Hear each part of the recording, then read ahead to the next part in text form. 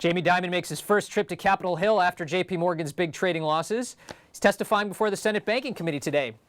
What's he going to say? Will there be any impact? David Benoit joins us, Deal Journal blogger. Here we have, actually, let's talk a little bit about highlights of some of the testimony. David, what's he going to say today? We know, of course, let's set this up a little bit, that Jamie Dimon can be pretty brash in defensive banking, right? Yeah. I guess today we're expecting a little more contrition? Yeah, so certainly he's going to come out and he's going to explain again what he thinks happened with these chief investment office losses. And he is going to apologize again. You know, he's going to say, we let a lot of people down and we're sorry about it. And, you know, he's going to call it an isolated incident. And actually, at one point, he's going to say that the traders just didn't understand the risk that was going on here. Is any of this, I mean, obviously on the conference call he had with investors disclosing these losses, he was fairly contrite and kicked himself plenty. I mean, are we going to get anything incremental or game-changing, or is it just going to be incremental? I mean, is he going to give us anything in particular that is new? It doesn't sound like it. They're still doing their internal investigation, so he's going to be pretty, hold the details pretty close to his vest, I think. Which is, okay, because one thing I think people are going to be asking about is details of the trades. Right.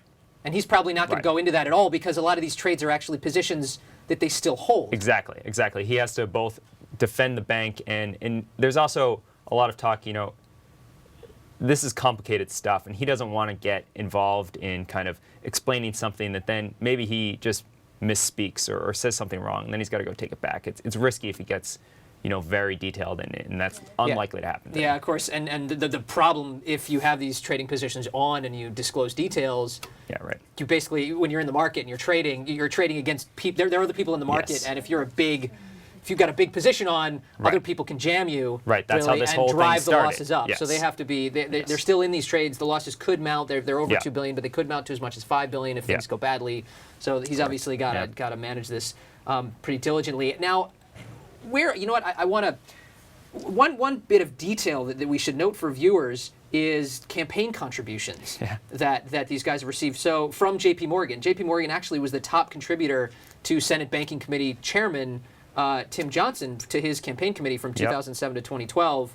He got $39,000 from JPMorgan. Richard Shelby, the ranking Republican from Alabama, got $73,000. JPMorgan was his number 2 contributor over that period. You could take the 7 members of the Senate Banking Committee, some of the ones who received the most money from JPM, $391,000 in total. Right. It's one of their biggest contributors. I mean, is that, I guess the question is, what really is the impact we can expect from Congress, from regulation, post this? And does that are those contributions going to be problematic? Yeah, I would assume that today those contributions are going to help Jamie Dimon a whole lot.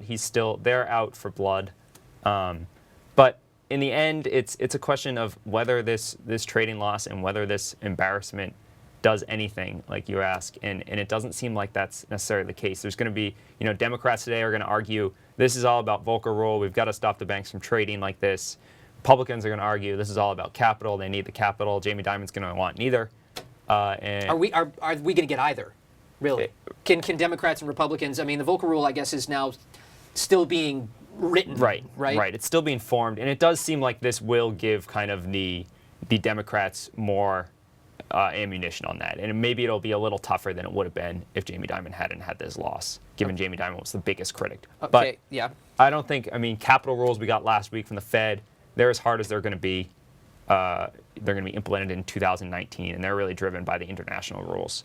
And Jamie Dimon's called those un-American at one point. He's certainly going to have to face up to that. That's interesting, of course, because there's some concerns. Let me ask if these are legitimate. That if I think the Commodity Futures Trading Commission wants to extend some of the Dodd-Frank rules overseas because there's a risk that, well, if some of the risky activities are regulated in the United States but not overseas, that some of those risky activities will get transferred. Right. But if they go badly, as in, i.e. in London, which is what happened here with JPM, it's still the American subsidiary. It's still the American bank that and fundamentally American depositors that are facing the big risks, right? Right. Jamie Dimon's whole argument about the capital rules and everything is that it's putting undue pressure on U.S. banks versus the UBSs of the world and the Barclays and the international banks.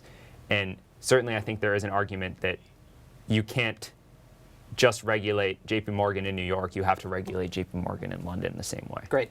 David, thanks so much. Thanks, Deal Will. Journal blogger. We're going to be live blogging the Senate testimony at 10 a.m. today, so be sure to be with us on the website.